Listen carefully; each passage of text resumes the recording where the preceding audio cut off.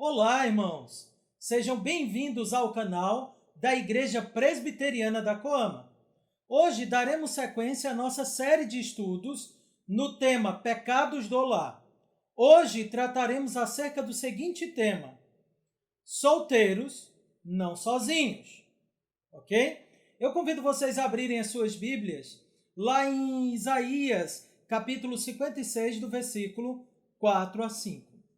Isaías 56, versículo de 4 a 5, assim diz a palavra do Senhor. Porque assim diz o Senhor: aos eunucos que guardam os meus sábados, escolhem aquilo que me agrada e abraçam a minha aliança.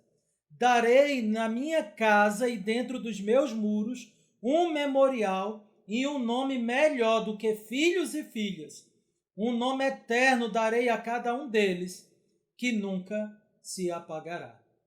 Oremos, queridos. Gracioso e bondoso Deus, tenha misericórdia de nós, aplique a tua palavra ao nosso coração. É o que nós pedimos em nome de Cristo Jesus. Amém. A vida do cristão solteiro, na sua maioria, ela é repleta de preconceito, críticas e do senso de solidão. Eu sei bem o que é isso. Casei com 30 anos e escutei muitas piadas sobre ser solteiro. Graças a Deus eu consegui lidar com todas elas, mas sei que não é fácil.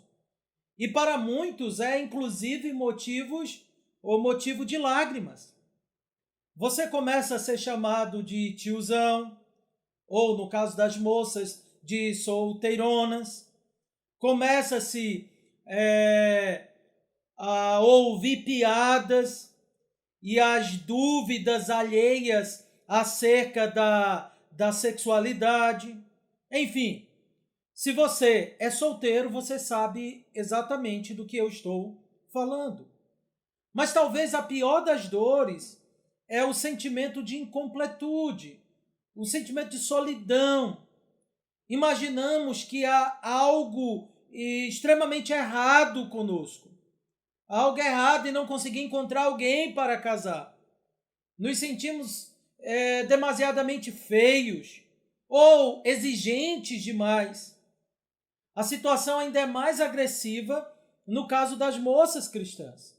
E o resultado de tudo isso são corações e mentes doentes, como se a felicidade e a solteirice não combinassem, fossem realidades antagônicas. Alguns não conseguem resistir a essa pressão e começam, inclusive, a negociar os seus princípios inegociáveis, inclusive, para casar de qualquer modo ou de qualquer maneira, com qualquer pessoa. E outros ainda vão mais fundo e nem sequer desejam casar de qualquer maneira, o que seria já algo ruim, terrível, mas dão um passo ainda mais fundo na tragédia, entregando-se a uma vida dissoluta e de devassidão. Ora, queridos, o que a Escritura tem a nos ensinar acerca do tema da solteirice, de ser solteiro? Qual é o plano de Deus para tudo isso? A Escritura trata disso? Ou a Escritura só contempla uma realidade, a de casados? O que a Escritura tem a nos ensinar? Esse é o nosso propósito aqui. Nosso estudo, então, vai ter duas partes. Na primeira parte, eu vou tratar acerca da graça, da virtude, da maravilha da vida de solteiro. E na segunda parte, eu darei alguns conselhos práticos, movido por alguns princípios bíblicos, tá bom? Então, veja, a primeira parte é a graça de ser solteiro. E o que aprendemos é que quando estamos na condição de solteiro ou no estado de solteirice, isso não é algo que deve ser visto com preconceito ou como se fosse um momento intermediário para alcançar a grande dádiva do casamento. Olhar desta maneira vai trazer algumas decepções, principalmente se o casamento nunca chegar ou se o casamento demorar chegar. Todavia, o que a Escritura tem a nos ensinar acerca disso? Viver só não é bom. Logo, ser solteiro não é bom, correto? Permita-me colocar isso da seguinte maneira, complicar ainda mais. Antes de Deus criar Eva, a partir de Adão, Deus disse: não é bom que o homem viva só. Logo, o casamento é a solidão para uma vida, ou é a solução para uma vida de solidão. Certo? Não, errado. Essa conclusão ela é falsa. O que nós aprendemos a partir do relato da criação é que viver só é ruim. Não que ser solteiro é ruim. Consegue perceber a distinção? O homem ele foi criado para viver em sociedade, para viver em comunidade. E que sim, o casamento e a família de sangue, né, compõem aquela que é a mais básica e primária sociedade, que é a família. Mas é errado reduzir a fala de Deus somente ao âmbito do casamento, como se ser solteiro fosse sinônimo de ser sozinho, e não é. Como se ser solteiro fosse sinônimo de algo ruim, e não é. Como Elizabeth Hudson bem pontuou, Deus nos criou para viver no contexto de relacionamentos. E esses relacionamentos, eles parecem diferentes para pessoas diferentes. Para alguns de nós, a comunidade assumirá a forma de cônjuge e filhos. Para outros, parecerá uma boa rede de amigos e familiares. Para todos nós, isso significa pertencer a uma igreja local. Logo, a primeira verdade que nós aprendemos e que devemos ter bem estabelecida na nossa mente é que estamos solteiros, mas não sozinhos. Tá bom? Eu irei demonstrar que a vida de solteiro não é e nem deve ser um plano B, do tipo assim, algo deu errado, então eu tenho que me acostumar a viver como solteiro. E tentarei, então, encontrar algum deleite nisso. Ainda mais quando pessoas casadas tentam aconselhar solteiros, geralmente os conselhos são do tipo, vai dar tudo certo, você vai conseguir encontrar alguém. Seja fiel e Deus vai te abençoar a encontrar aquela moça, ou no caso das moças solteiras, aquele rapaz. Como se a vida de santidade fosse uma vida de barganha com Deus. Eu vivo assim para alcançar aquilo outro. O que na realidade não procede, ok? Então veja, definitivamente não é isso que a Escritura ensina. Precisamos entender que ser solteiro é viver uma condição honrada, tanto quanto ser casado. Tanto a solteirice quanto o matrimônio têm as suas virtudes e têm os seus vícios. Ambos fornecem um ambiente adequado para vivermos a graça de Deus de maneira singular. A Escritura, de fato, afirma a honra do casamento. Há uma glória e majestade atribuída e relacionada ao casamento. Não é sem motivo que Provérbios afirma, Provérbios 18, 22, que o que acha a esposa acha o bem e alcançou a benevolência do Senhor. Mas a glória do casamento está intrinsecamente vinculada ao que o matrimônio deveria representar, ou que o matrimônio representa. A ideia é que o casamento ele não é um fim em si mesmo, mas aponta para algo maior. A Escritura afirma categoricamente que o casamento aponta para a relação de Cristo e a igreja. Inferimos isso, logicamente, das palavras de Paulo acerca das funções do marido e da mulher lá em Efésios 5, 22 a 24. Paulo diz que as mulheres deveriam ser submissas ao marido, como ao Senhor, porque o marido é o cabeça da mulher, como também Cristo é o cabeça da igreja. E assim como a mulher está sujeita a Cristo, assim as mulheres também deveriam, assim como a igreja está sujeita a Cristo, as mulheres também deveriam estar sujeitas a seus maridos. Esse aqui é o ponto. Perceba que Paulo está mostrando que o fato de o marido amar a esposa e da mulher ser submissa ao marido é porque o casamento aponta para algo maior do que os dois, para a relação de Cristo e da igreja. Então a glória do casamento não está na geração de filhos e nem no prazer mútuo, que são sim fins legítimos, ordenados por Deus, mas não são o principal fim e o propósito final do casamento. Casar por estas coisas é casar de maneira idólatra. O casamento tem como objetivo testemunhar do grande e perfeito casamento da história, isto é, do casamento entre Cristo e a igreja. Nesse aspecto, Deus deu Eva a Adão também com esse fim, algo que é claramente ilustrado na relação entre os 3 primeiros capítulos de Gênesis e os 3 últimos capítulos de Apocalipse, que formam o prólogo e o epílogo de toda a Escritura, bem como da própria história. Em Gênesis de 1 a 3, nós vemos a criação dos céus e da terra, o casamento de Adão e Eva, vemos a queda ocasionada por comer do fruto proibido, a queda relacionada com a comida e a aparente vitória de Satanás.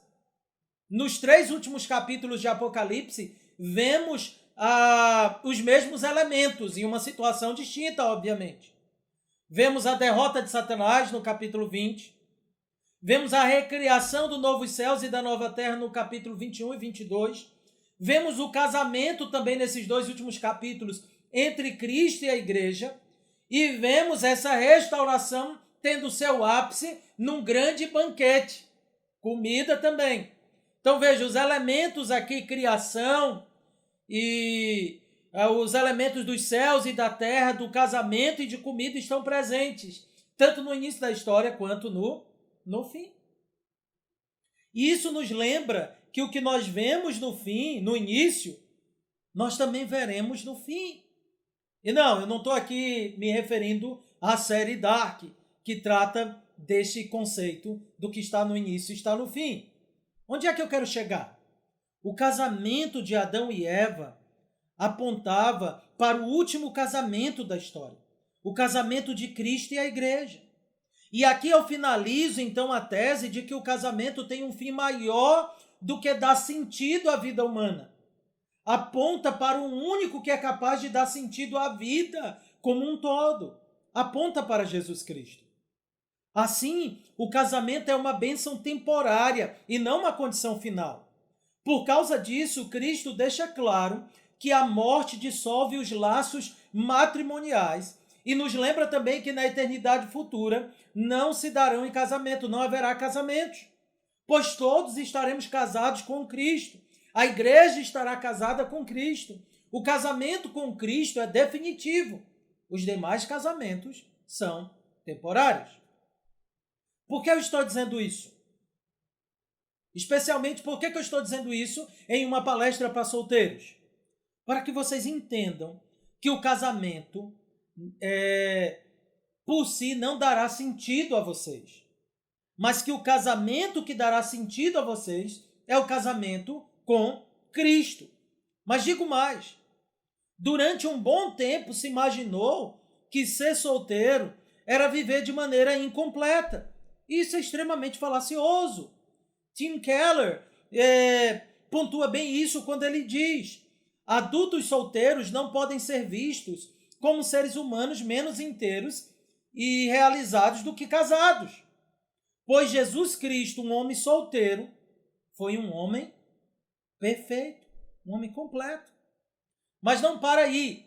John Piper também nos ajuda nesse sentido ao dizer: ser solteiro em Cristo, portanto, não é ficar aquém do melhor de Deus. Antes é um caminho da obediência fiel à aliança que exalta Cristo, na qual muitos são chamados a andar. A Escritura nos ensina uma boa teologia, queridos, da solteirice. Assim como o casamento aponta para uma realidade honrosa, a vida de solteiro também.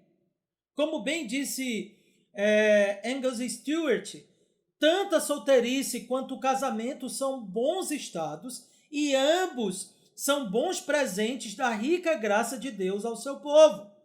Dito isso, então, percebemos que a solteirice não é uma maldição. A solteirice ela é uma bênção. Ela tem um propósito. E aí, então, vamos ver o que a Escritura passa a dizer de maneira um pouco mais pormenorizada acerca da solteirice. Em primeiro lugar, a vida de solteiro é uma vida legítima, segundo as Sagradas Escrituras. O estado civil de solteiro é legítimo biblicamente. Nós inferimos isso das palavras de Cristo quando ele estava explicando acerca dos divórcios, acerca do divórcio para os seus discípulos, lá em Mateus 19. Então, lá em Mateus 19, versículo 10 a 12, eu convido que você abra a sua Bíblia. Mateus 19, do versículo 10 a 12, nós lemos o seguinte. Disseram-lhe os discípulos, se essa é a condição do homem relativamente à sua mulher, não convém casar. Jesus, porém, lhe respondeu, nem todos são aptos para receber este conceito, mas apenas aqueles a quem é dado. Porque há eunucos de nascença, há outros a quem os homens fizeram tais, e há outros que a si mesmos se fizeram eunucos, por causa do reino dos céus. Quem é apto para o admitir, admita. Ora, queridos, Cristo fala de pessoas que não nasceram para casar, por serem eunucos por alguma questão congênita. E aqui eunucos são aqueles que estão numa condição que não podem ter relação sexual e, por causa disso, contrair casamento, né? Entrar dentro de um matrimônio. E aí Cristo disse que algumas pessoas já nascem assim por uma questão congênita. Tá bom? Mas não para aí. Há algo interessante porque Cristo também fala de algumas pessoas que se fizeram voluntariamente eunucas. E não, elas não se mutilaram, mas apenas resolveram viver de maneira a suprimir os seus impulsos e desejos para ter uma vida ainda mais livre para a glória de Deus, para servir ao reino de Deus. É o que Cristo diz. Ele fala, há outros que se fizeram tais e há outros que a si mesmos se fizeram eunucos por causa do reino dos céus. E a voluntariedade ainda é mais declarada quando Cristo diz, quem é apto para admitir, admita. O comentarista bíblico William Hendrickson enfatiza isso ao comentar essa passagem, dizendo, não são que esses eunucos aqui, eles não são impotentes sexuais. Eles poderiam casar-se e cumprir todas as responsabilidades desse estado, se assim o desejassem.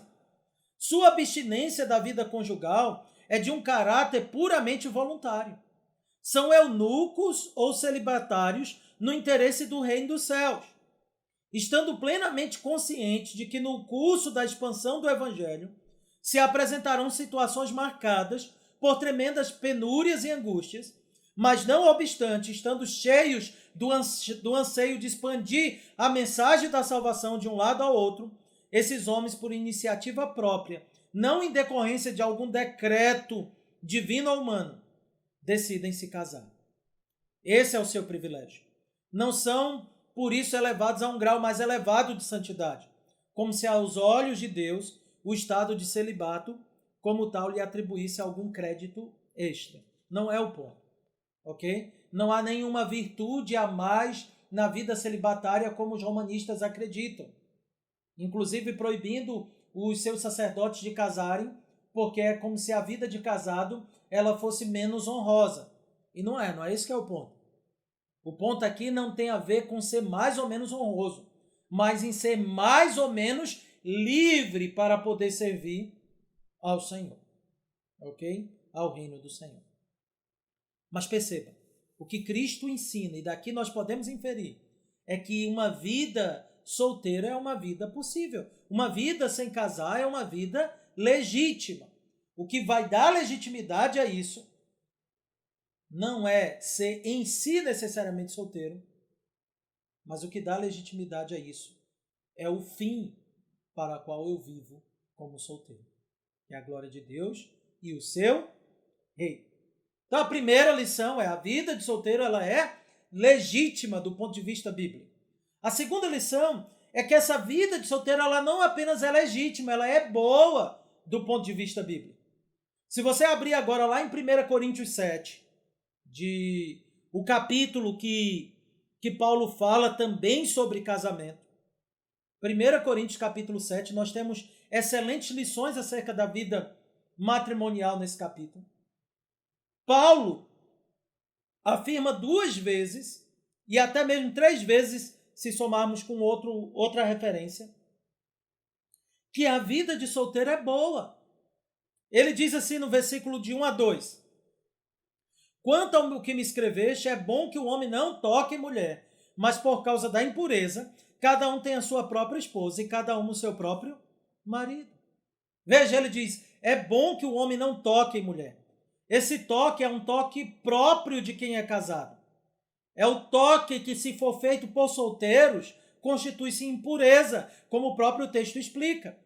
Perceba que o apóstolo Paulo está dizendo que seria bom se o homem pudesse viver sem tocar em mulher, isto é, se ele pudesse viver como solteiro, sem estar casado. E aí, no versículo 7 a 9 do mesmo capítulo 7 de 1 Coríntios, um pouco mais à frente, Paulo conclui o seu raciocínio dizendo: quero que todos os homens sejam tais como também eu sou. No entanto, cada um tem de Deus o seu próprio dom. Um, na verdade, de um modo, outro de outro. E aos solteiros e viúvos digo que lhes seria bom se permanecesse no estado que também eu estou. Veja, seria bom se permanecesse também no estado em que eu vivo. Caso, porém, não se dominem, que se casem, porque é melhor casar do que viver abrasado. Veja que o apóstolo manifesta o desejo que todos fossem como ele, isto é, solteiros. Há um debate aqui se Paulo era viúvo ou se Paulo nunca casou. Não entraremos nisso, tá bom? Mas é importante salientar que quando ele afirma que é melhor casar ou por causa da imoralidade ou para não viver abrasado, ele não está dizendo que o casamento ele é uma solução para a imoralidade. Ele está dizendo que os que não são aptos a viverem como solteiro não têm que satisfazer os impulsos sexuais fora do padrão divino. Ou seja, aqueles que não podem viver como solteiro, não vivam, se casem. O impulso sexual ele não é pecado, ele é bom, ele foi criado por Deus. Mas se esses impulsos são satisfeitos fora do casamento, eles se tornam atos imorais e pecaminosos. Logo, o apóstolo ele está afirmando que o desejo de todo cristão é honrar a Deus, quer seja solteiro ou casado, mas que ninguém deveria satisfazer os impulsos da carne de uma maneira pecaminosa. Então, ele não está dizendo que a solução para a imoralidade é o casamento. Ele está dizendo que o sexo foi feito para dentro do casamento. E se você foi chamado a casar, case. Esse é o ponto. Mas talvez você pergunte, né? Afinal, é melhor viver solteiro ou casado? Isso depende, queridos, da providência divina. Não, isso não é algo relativo. O que eu estou dizendo é que ambas as coisas são boas. Paulo usa essa linguagem. Ele diz que seria bom, né, se permanecesse no estado de solteiro. Ele disse isso aí nos versículos de 7 a 9. Mas ao mesmo tempo ele diz que é melhor casar do que viver abrasado. Tanto casar é bom, quanto permanecer solteiro para viver para a glória de Deus é bom. Ambas as coisas são boas. Tá bom? Então, ambas as coisas têm as suas qualidades e os seus desafios. A condição ordinária, obviamente, é o casamento. Contudo, nem todos se casam, nem todos podem casar. Cristo já nos ensinou isso. Já lemos e falamos disso há pouco tempo. Que alguns nascem para não casar e outros vivem voluntariamente assim. E aqui temos o caso do apóstolo Paulo vivendo assim. Tínhamos o caso também de João Batista, que viveu assim. O caso do nosso Senhor Jesus Cristo, que viveu assim, sem casar, sem ter uma mulher como sua esposa. E mais, no contexto do apóstolo Paulo, a vida de solteiro era mais viável e deveria ser mais desejável por causa das constantes perseguições. Assim, Paulo vai orientar ainda no capítulo 7 de 1 Coríntios. Diz assim, 1 Coríntios capítulo 7, a partir do versículo 25. Com respeito às virgens, não tenho mandamento do Senhor, porém dou minha opinião, como tendo recebido do Senhor a misericórdia de ser fiel. Considero por causa da angustiosa situação presente, ser bom para o homem permanecer como está. Está casado? Não procure se separar. Está livre de mulher? Não procure casamento. Mas se te casares, com isso não pecas. E também se a virgem se casar, por isso não peca. Ainda assim, tais pessoas sofrerão angústia na carne. E eu quisera poupar-vos. Isso, porém, vos digo, irmãos, o tempo se abrevia, e o que resta é que não só os casados sejam como se não fossem, mas também os que choram como se não chorassem, os que se alegram como se não se alegrassem, os que compram como se nada possuíssem, e os que se utilizam desse mundo como se dele não usassem, porque a aparência desse mundo passa. Perceba que no final das contas, o que o apóstolo Paulo está dizendo é que tanto a vida de solteiro quanto de casado tem as suas labutas, tem as suas angústias e os seus sofrimentos. E que ambas são igualmente apreciáveis. Tanto a vida de solteiro quanto a de casado honra a Deus. Isto é, se vivida para a glória dele. E que tem contextos, aprendemos isso aqui, em que ser solteiro é melhor do que ser casado, como no contexto apostólico. E há contextos que é melhor estar casado do que viver, por exemplo, abrasado. A orientação bíblica, então, resumindo, queridos, no 1 Coríntios 7,17, é que ande cada um segundo o Senhor lhe tem distribuído, cada um conforme Deus o tem chamado. É assim que ordena em todas as igrejas. Então o Senhor colocará a cada um a condição de viver ou como solteiro ou como casado. O fato é que eu devo honrar a Deus tanto no meu estado civil de solteiro quanto de casado. Tá bom? E aí, como é que eu vou saber o que é melhor? A providência de Deus vai me mostrar isso. Quando na providência divina eu não tenho como casar, exceto se eu violar princípios bíblicos, eu não vou violar esses princípios. Estar solteiro é melhor.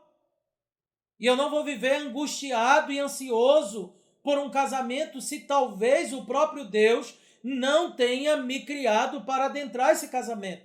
E não é o casamento que dará sentido à minha vida. Ok? Não é nem ser solteiro e nem ser casado. E ainda devo contemplar a ideia de que a providência de Deus e a palavra do Senhor podem me convencer que uma vida de solteirice pode redundar em muito maior honra e glória a Deus.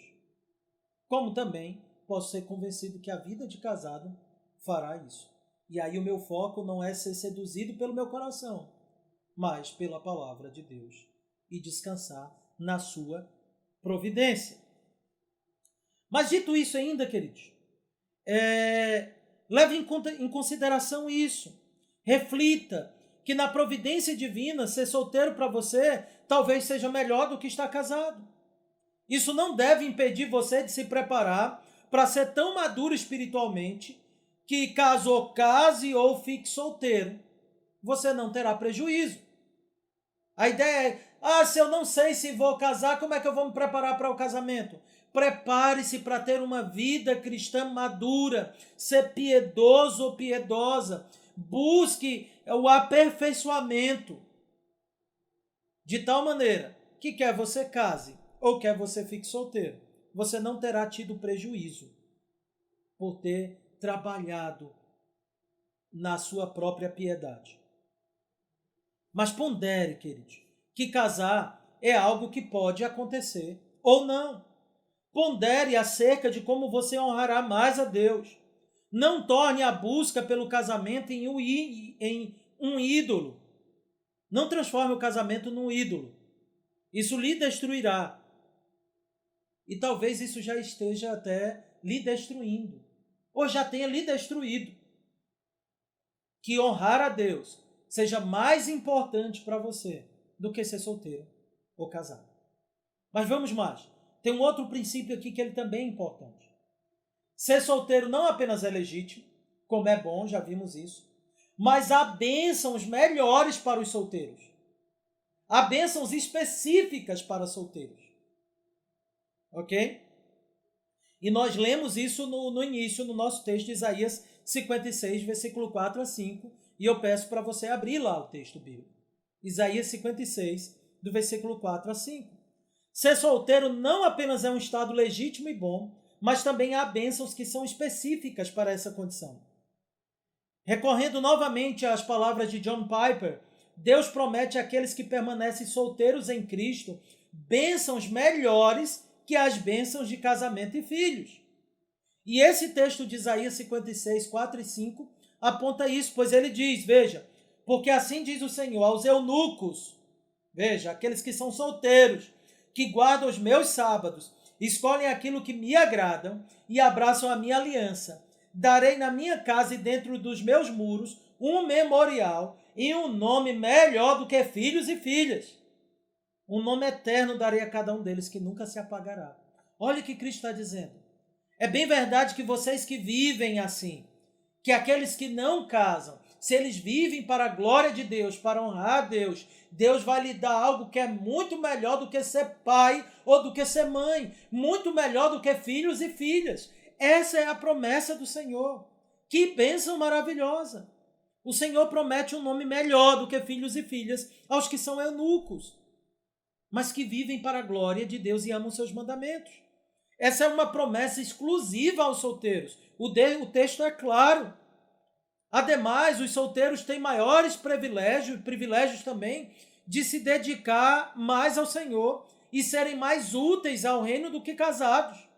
A Escritura também mostra que a condição de solteiro é uma condição de maior liberdade para servir a Deus do que a condição de casado.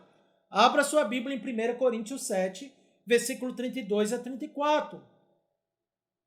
1 Coríntios, capítulo 7, versículo 32 a 34, diz assim: quem não é casado cuida das coisas do Senhor, de como agradar ao Senhor. Mas o que se casou cuida das coisas do mundo, de como agradar a esposa, e assim está dividido.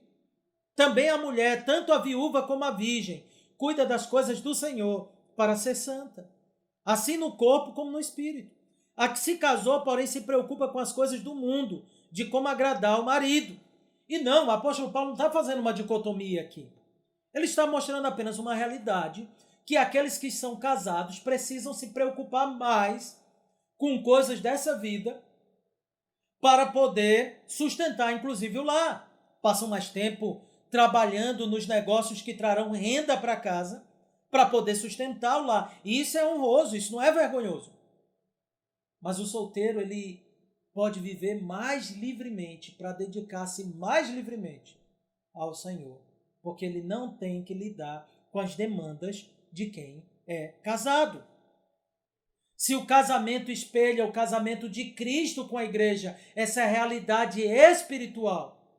A vida de solteiro ilustra e tem o privilégio de ilustrar a vida do nosso Senhor Jesus Cristo. Vocês podem demonstrar com maior força o caráter de Cristo, vivendo uma vida de solteiro, como Cristo viveu. Há várias outras dádivas que são inferiores a essas, que acompanham aqueles que são solteiros.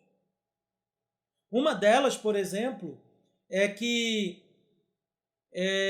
os solteiros, eles possuem um privilégio maior do que casados na questão de quantidades e tipos de amigos, ok? A variedade de amigos para quem é solteiro é maior do que quem é casado. Timothy Keller coloca isso da seguinte maneira: o casamento impõe necessariamente limites para a extensão das amizades que você desenvolve com indivíduos do sexo oposto. Na comunidade cristã, porém, os solteiros podem ter uma variedade maior de amigos de ambos os sexos. E eu não estou dizendo isso como que tentando convencer você que é solteiro, olha, poxa vida, como a vida de solteiro é legal. Não, só estou mostrando que a vida de solteiro é uma vida abençoada. Já vimos, o maior argumento é que a Bíblia reconhece que é legítima essa vida, que ela é boa e que tem bênçãos particulares para isso. Ademais, ainda há alguns detalhes, como essa questão da amizade, que também demonstram uma graça particular para aqueles que são solteiros. E com isso não estou diminuindo o valor do casamento, pelo contrário. Eu só estou mostrando que os dois estados são honrosos, mas, ou seja, são dignos de honra. Todavia, meu foco hoje é tratar da solteirice ou da vida de solteiro. E eu poderia ainda ampliar e mostrar vários outros aspectos que solteiros têm vantagem em relação a casados. Embora há outros aspectos que casados também têm vantagem em relação a solteiros. Um dos aspectos, por exemplo, que solteiros têm vantagem é que eles podem servir ao reino no exercício de certas profissões que no casamento ficaria limitado especialmente para a mulher, que será dona de casa. Muitas mulheres não podem desenvolver certas profissões, não porque seria pecado, mas porque sua demanda e a sua missão maior está ali no ambiente do lar. Mas a moça cristã solteira, ela é mais livre para honrar o Senhor no exercício dessas profissões, pois ela não precisa, essas moças solteiras não precisam se preocupar com a demanda do lar. Enfim, queridos, o campo é vasto. O ponto que precisa ficar estabelecido é que a vida de solteiro não é uma maldição, não é uma vida amaldiçoada, é uma vida de liberdade, é uma vida honrada. Tá ok? Dito isso, permita-me então concluir com alguns conselhos práticos. Tá bom? Como eu falei que daria. O primeiro conselho é um conselho aos pais. Criem filhos para a glória de Deus, para que cresçam e consigam honrar a Deus, quer seja como casados ou solteiros. Mas não criem filhos para serem idólatras do casamento. Não criem ídolos no coração dos filhos de vocês, como se o casamento fosse a única opção possível. Ensinem seus meninos a serem homens bíblicos de tal maneira que, caso se casem ou permaneçam solteiros, honrem a Deus através da vida deles. Criem meninas que sejam servas de Deus piedosas, como boas donas de casas, quer com maridos e filhos ou sem eles, caso elas permaneçam solteiras. Mas não adoeçam, queridos, a mente de seus filhos ao ponto deles crescerem e se tornarem infelizes ou se sentirem incompletos por não estarem casados. Não coloque essa carga no coração deles, ao ponto de que eles venham pecar contra Deus, casando de qualquer maneira, ou casando com qualquer um, ou vivendo de uma maneira pecaminosa. Cuidem do coração dos filhos de vocês. Falem do casamento. É o meio ordinário, geralmente. É o meio ordinário, obviamente. Mas os seus filhos precisam entender que é possível que eles não casem. E que se essa for a vontade de Deus para eles, está tudo bem. Não é o casamento que os fará completos e felizes, mas é Cristo. Quer sejam solteiros ou casados. Tudo bem? Segundo conselho. Não busque, e agora o conselho não é aos pais, é a você, jovem cristão solteiro. Não busque o casamento a qualquer custo. A nossa identidade cristã não é definida pelo nosso estado civil, mas ela é definida por nossa união com Cristo. Você não precisa casar-se para ser feliz. Casamento não traz felicidade. Se você busca o casamento para ser feliz, deixa eu te dizer uma coisa, deixa eu adiantar algo. Você será terrivelmente decepcionado. Pior, você será uma abominável decepção para a pessoa com quem você casar. O casamento é algo de fato glorioso e honroso, mas não se esqueça que se é difícil lidar com o seu próprio pecado, a situação piora quando você tem que lidar com o seu pecado e com o pecado de outro. O casamento feliz é o casamento que encontrou a felicidade em Cristo e não no matrimônio em si. E se a felicidade está em Cristo, então ela pode ser encontrada fora do casamento. Concorda comigo?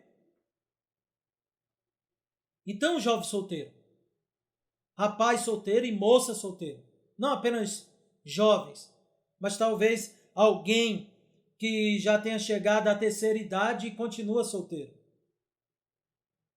Não esqueça que você está numa aliança com Cristo. Nenhum casamento humano poderá substituir isso. e nem tampouco será melhor do que isso. Encontre a alegria de viver intensamente essa verdade.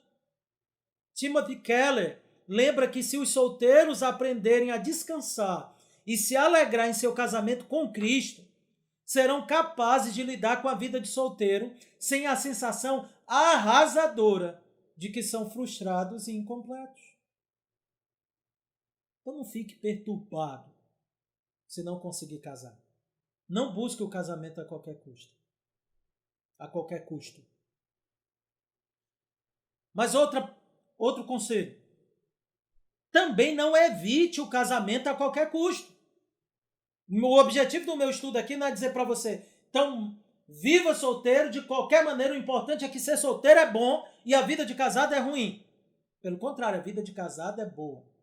O que eu estou tentando passar para vocês é que tanto a vida de casado é boa quanto de solteiro é boa. As duas vidas são reconhecidas na Escritura. Uma constitui-se o modo ordinário, que é o casamento. Mas outra também é reconhecida por Deus e a Escritura nos deixa claro que o próprio Deus coloca algumas pessoas nesta condição e que isso é muito bom, porque não é a vida de solteiro e nem a de casado que dará alegria e sentido para você, mas é Cristo. Então, se de um lado você deve não buscar o casamento a qualquer custo, por outro lado, não evite o casamento a qualquer custo. Se de um lado você pode idolatrar o casamento, por outro você pode acabar idolatrando a solteirice. E ambos os extremos idólatras tiram o foco de Cristo. Seu desejo deve ser encontrar a melhor forma de viver para a glória de Deus aqui. O casamento, por ser um modo ordinário, talvez seja o caminho para você trilhar. Há mais chance de que seja. Mas caso Deus, em sua providência, não tenha lhe dado o privilégio do casamento, mas o privilégio da solteirice, aproveite isso intensamente para a glória de Deus.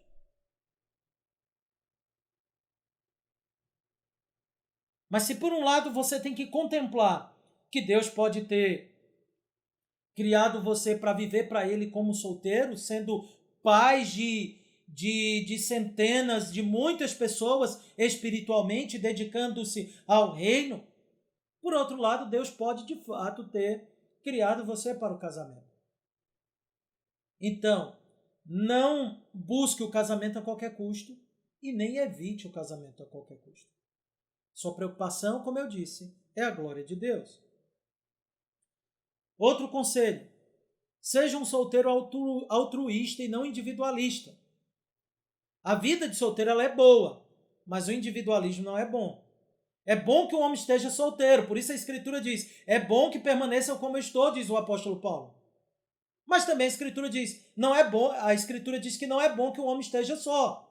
Ser solteiro é uma coisa, estar só é outra coisa. A vida de solteiro é boa, mas o individualismo não é bom.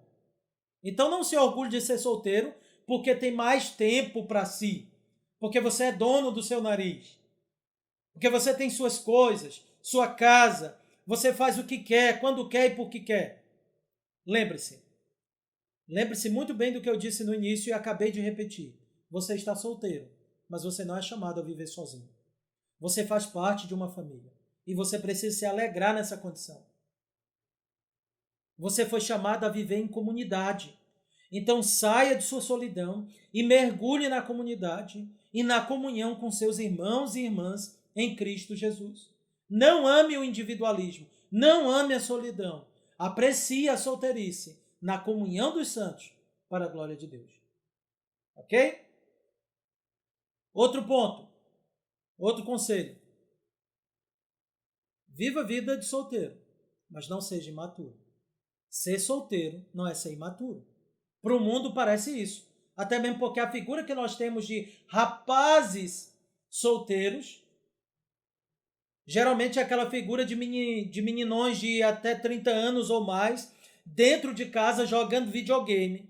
Ou moças com mais de 30 anos preocupadas com futilidade. Não é esse tipo de solteirice que honra Cristo. Se você não é casado, não significa que você não tenha responsabilidades. Você tem tanto quanto uma pessoa casada, numa esfera diferente, com demandas diferentes, mas com o mesmo compromisso. Então, dedique o seu tempo o máximo possível para desenvolver um caráter piedoso, um caráter maduro e um caráter responsável. Você seja responsável e totalmente respeitoso. Seja o melhor profissional para a glória de Deus. Desempenhe seus trabalhos e atividades para que Cristo seja honrado por essas coisas. Se você é solteiro na igreja, aproveite disso para poder se dedicar mais. Porque se chegar o momento que você casar, que você encontre a sua esposa, o seu esposo, você não terá tanto tempo quanto agora. Então chegue, procure os presbíteros, o pastor da igreja e diga como é que eu posso servir mais. Eu quero poder aproveitar mais a minha solteirice. Eu não quero desperdiçá-la. Eu quero poder viver mais intensamente para o Senhor. E faça isso não apenas cumprindo demandas da igreja local, mas vivendo para a glória de Deus no seu dia a dia, na sua casa, no seu trabalho, nos seus estudos, em qualquer coisa que você fizer. Outro conselho: não seja escravo de suas paixões. A orientação da Escritura é que o cristão deve ser um perseguidor da santidade, mas um hábil fugitivo de suas paixões. Paulo aconselha o jovem Timóteo dizendo o seguinte, em 2 Timóteo 2,22, foge outro sim das paixões da mocidade. Segue a justiça, a fé e o amor, e a paz com os que de coração puro invocam o Senhor. Talvez você imagine que essa orientação é para jovens na casa de 18 a 29 anos, que são cheios de paixões, e que isso não se aplica a você. Você está enganado. O jovem Timóteo possivelmente era um quarentão. E Paulo ordena a Timóteo a fugir das paixões da mocidade. O conceito de juventude bíblica talvez seja um pouco diferente da nossa cultura.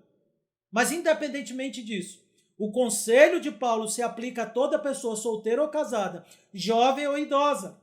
As paixões que caracterizam a juventude devem ser abandonadas, quer seja pelo jovem ou pelo idoso que quer viver como se fosse um jovem escravizado de paixões que caracterizam a juventude. Ame a vida de solteiro, vivendo intensamente para a glória de Deus, buscando a justiça, o amor a Deus, o amor ao próximo, a paz. Fuja das paixões e persiga a piedade. E como diz o texto, com os que de coração puro invocam ao Senhor. Então não seja governado por seus impulsos sexuais ou por qualquer outro impulso de qualquer outra natureza. Busque e honre a Deus em tudo, observando segundo a sua palavra. E permita-me dar aqui, em penúltimo lugar, um conselho aos que são casados. Incorpore os solteiros na vida de vocês. Não crie obstáculos para que eles vivam uma solteirice para a glória de Deus. Não brinquem, não contem piadas que corrompem, como se a vida de solteiro fosse algo abominável. Não é. É algo honrável. Você viu aqui a promessa do Senhor, de que daria para eles um memorial e um nome muito melhor do que filhos e filhas.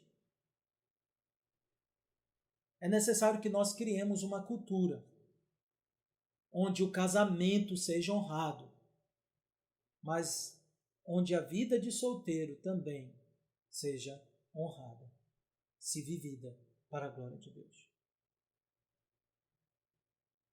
E por fim, eu volto a você que é solteiro, com o último conselho. E talvez com aquele que seja o seu maior problema ou obstáculo. Com aquilo que seja o seu maior problema e obstáculo, a solidão.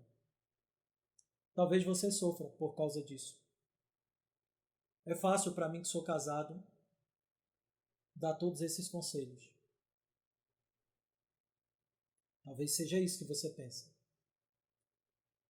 Afinal de contas, você deve pensar que que quem é casado não sabe o que é ter uma vida de solidão. Acredite, na nossa peregrinação aqui, neste mundo, há solidões da nossa alma que o casamento não pode suprir. E por que é assim? Porque o único que pode suprir as nossas carências é Cristo. Um cônjuge não pode suprir essa carência. E é terrível você querer colocar esse peso sobre o cônjuge. Não é à toa que muitos casais brigam, porque às vezes ou a esposa ou o esposo desejam encontrar satisfação, sentido e completude para a vida no outro, mas um pecador é incapaz de satisfazer a alma de outro pecador. Só Cristo pode suprir a nossa solidão. Então, se você luta contra a solidão e deseja casar para não viver sozinho ou sozinha,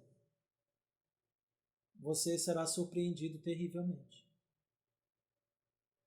Mas reconhecendo que essa é sua luta, permita-me usar as palavras de Jason Helopoulos para você. Conselho que ele dá a solteiros que buscam casar. Diz assim, Jason: querido cristão solteiro, há uma solidão que pode superar até a solidão que agora você experimenta e dolorosamente quer encerrar. Seja paciente. Continue a orar ao noivo que você tem. Seja sábio em escolher um indivíduo a quem você dispostamente dará o seu coração. E permita que somente um cristão coloque aquela aliança em seu dedo. Você não é menos filho de Deus enquanto solteiro. Você não é menos importante no reino. Seu serviço não é menos necessário. Não importa o que os outros possam dizer, ou você possa pensar, você não é inferior, menos santo ou menos valioso. Você é filho do Pai Celestial e está unido ao noivo. E ele importa-se com você. Portanto, você pode ser paciente e estar contente enquanto espera. Você não está sozinho em sua solidão. Enfim, queridos, eu concluo afirmando que caso você nunca case, não desperdice a sua vida com essa espera. Viva intensamente para a glória de Deus. Aquele que você precisa para suprir a sua solidão não será encontrado num casamento, mas pode ser encontrado agora, se você buscá-lo, se você se debruçar diante dele em oração, ele estará lá. Ele disse: eis que estou convosco até a consumação dos séculos. O grande noivo da igreja, o Senhor Jesus Cristo, está aí com você e você sabe disso. Falta a você a percepção de que Cristo lhe é suficiente. E após viver essa realidade, aproveite seus amigos e irmãos na fé. Enquanto você está satisfeito e satisfeita em Cristo Jesus, busque em Deus estabelecer metas e planos que, se executados, o nome do Senhor será honrado e glorificado. Viva para o seu grande marido e esposo Cristo Jesus, de tal maneira que, se nunca você tiver um cônjuge segundo a carne, você não sentirá falta de um. Que o sentido e o propósito final de sua vida seja Cristo. Se você viver assim, terá valido a pena. E você descobrirá que é possível ser solteiro, mas é impossível viver sozinho.